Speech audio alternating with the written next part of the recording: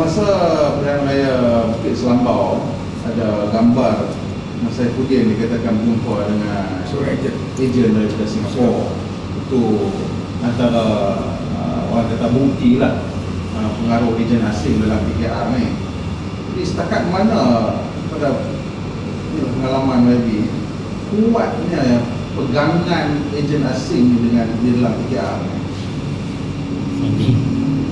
Funding ya, funding. Dia funders. Maknanya YB memang menyedari ya, memang ada bantuan daripada luar. Dah lama dah saya sedar. Dah lama sudah lah. Dah lama sudah. Sebelum saya jadi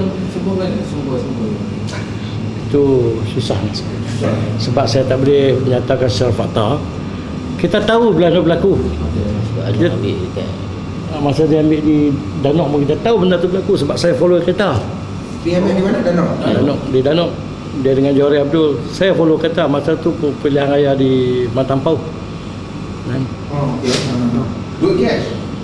Selalu cash lah. Sebab dia apapun saluran bantuan dia melalui Bangkok. Kalau di Singapura tu mungkin perjumpaan biasa. Saluran dalam bentuk bantuan tunai itu dia hanya boleh masuk melalui Bangkok.